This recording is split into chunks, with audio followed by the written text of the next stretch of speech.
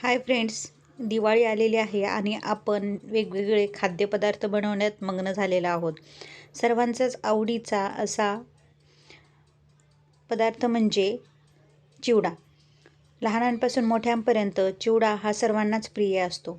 आजची आपण दिवाळी फराळाची सुरुवात देखील या चिवड्यानेच बनवणार आहोत. तर भाजका पोह्यांचा चिवडा बनवताना खूप जणांना खूप काही प्रश्न पडलेले असतात. त्या सर्वच प्रश्नांची उत्तरे आजच्या या व्हिडिओमधून आपले सोडवले जाणारच आहेत. तर इथे आज आपण भाजक्या पोह्यांचा चिवडा बनवणार आहोत. खमंग, खुसखुशीत आणि तितकाच कुरकुरीत असा हा भाजका पोह्यांचा चिवडा बनवून तयार करणार आहोत. तर रेसिपी पाहण्यासाठी व्हिडिओला लाईक करा, शेअर करा आणि आपल्या चॅनलला सबस्क्राईब करायला देखील विसरू नका.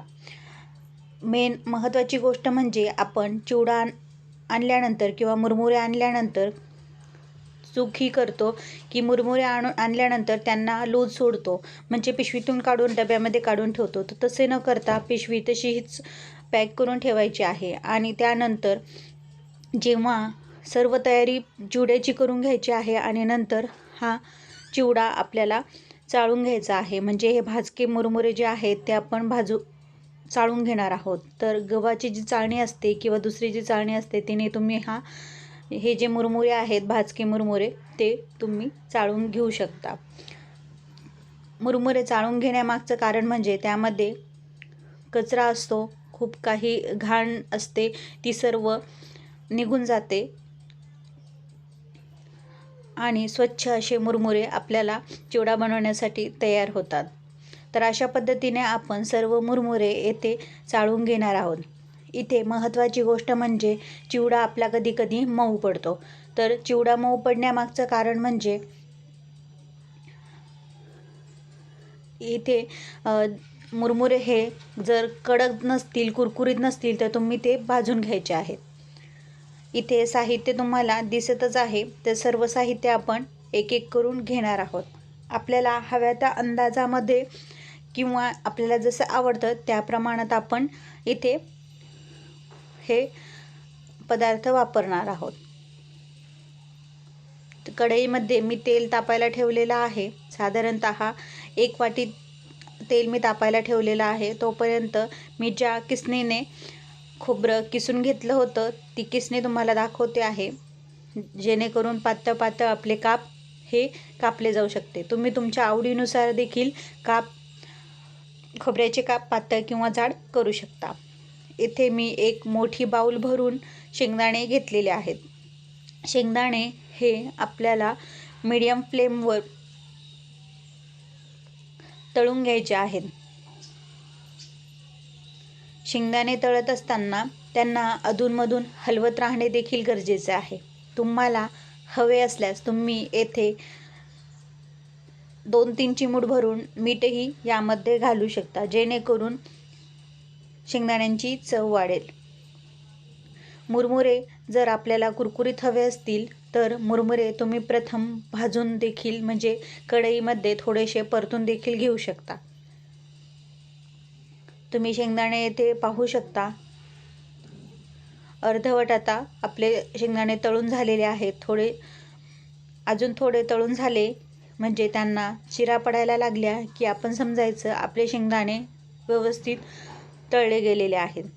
शेंगदाणे जास्त लालसर देखील परतवायचे नाही, जेणेकरून ते कडवट लागतील. अशाच खमंग आणि खुसखुशीत चविष्ट रेसिपींसाठी बेस्ट रेसिपी या चॅनलला सबस्क्राईब करायला विसरू नका. आणि तुम्हाला सर्वांना दिवाळीच्या खूप खूप शुभेच्छा. दिवाळी तुम्हाला सुखाची, समृद्धीची, भरभराटीची आणि उत्तम आरोग्याची जावो. त्याचबरोबर तुम्ही नवनवीन पदार्थांची चव चाखत राहो, हीच तुम्हाला सर्वांना शुभेच्छा. शेंगदाणे तुम्ही सेपरेट ताटामध्ये देखील काढू शकता किंवा ज्या पातेल्यामध्ये किंवा ज्या भांड्यामध्ये तुम्ही मुरमुरे काढून घेतलेले आहेत त्या मुरमुऱ्यांमध्ये डायरेक्ट टाकू शकता. मी इथे डायरेक्ट पातेल्यामध्येच टाकून घेत आहे. मी आणलेले भडंग मुरमुरे हे अर्धा किलोचे मापाने घेतलेले आहेत. अर्धा किलो भडंग मुरमुरे मी इथे वापरले आहेत. जर तुम्हाला शेंगदाणे आणखी जास्त हवे असतील तर तुम्ही शेंगदाणे आणखी जास्त वापरू शकता. आता यामध्ये खोबरे घालायचे आहे. येथे खोबऱ्याचे मी पातळ असे काप करून घेतलेले आहेत. हे काप पातळ असल्याकारणाने जास्त वेळ तळायला लागत नाहीत. तुम्ही जर थोडे जाड काप केले तर थोडासा तळायला जास्त वेळ लागेल. पण खबरदारी एकच घ्यायची की पातळ असो नाहीतर जाड काप असोत, पण ते जास्त काळपट झाले नाही पाहिजे. जर खोबरं खूपच काळं झालं तर ते कडवट लागते. खोबरं काढून देखील आपण मुरमुऱ्याच्या पातेल्यात टाकून घेतलेले आहे. आता यामध्ये काजू आणि बदाम यांचे काप तळून घेत आहे.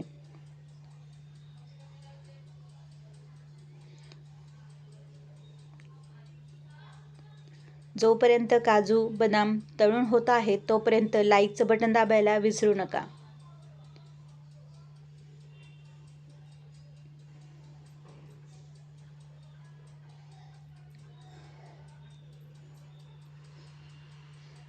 जसे जसे तुम्हाला यामध्ये डाळवं देखील टाकलेलं आहे. हे डाळवं जास्त आपल्याला तळून घ्यायचं नाही, नाहीतर ते कडक होतं.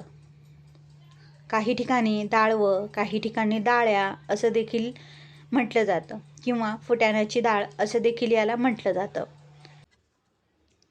हे डाळवं छान चाळणीमध्ये काढून घ्यायचं आहे, जेणेकरून त्यामधील एक्स्ट्राचं जे तेल आहे ते निथळून जाईल आणि आपला चिवडा जास्त तेलकटही होणार नाही.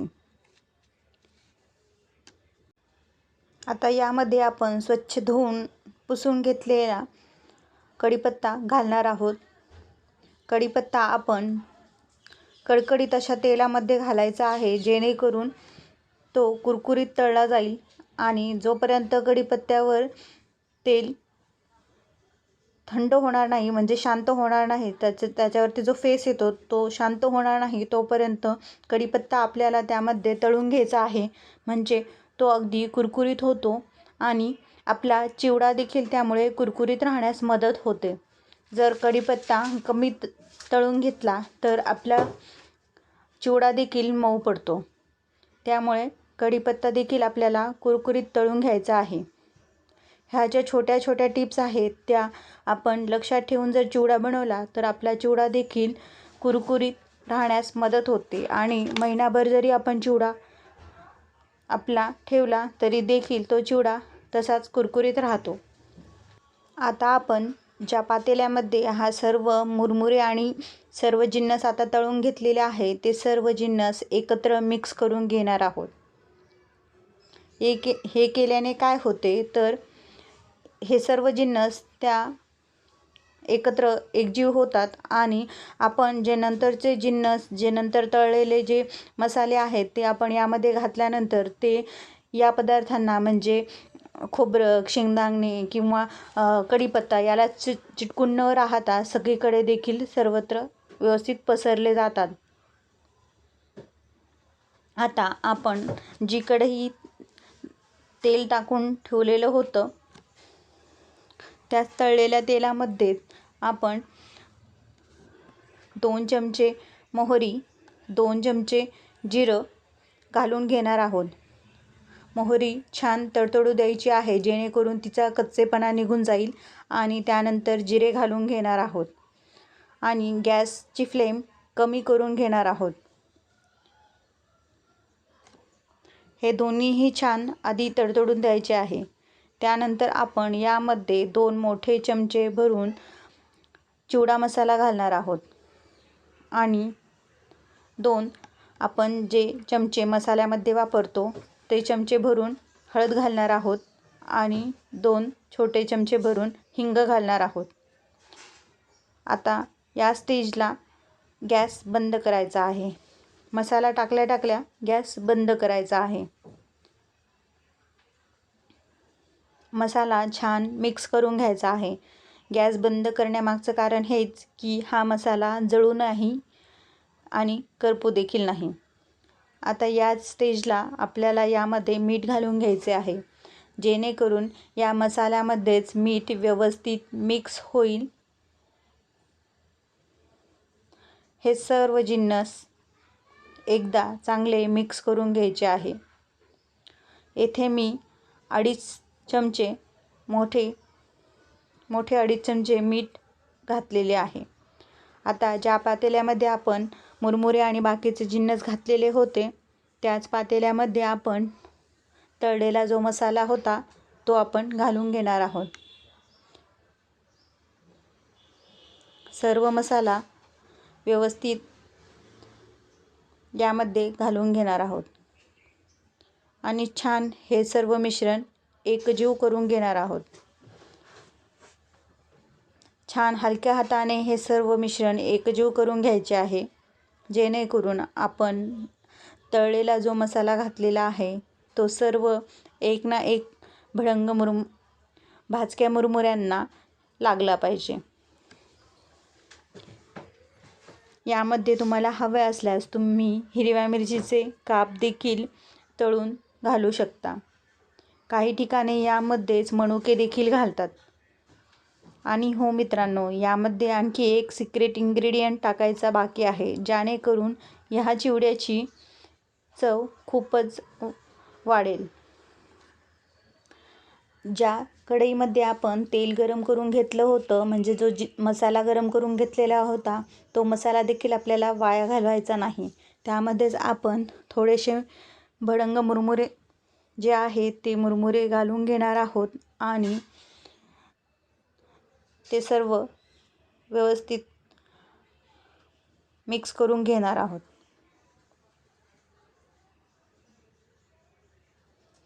हे सर्व भाजके मुरमुरे जे आहेत ते चवीला खूपच चविष्ट लागतात।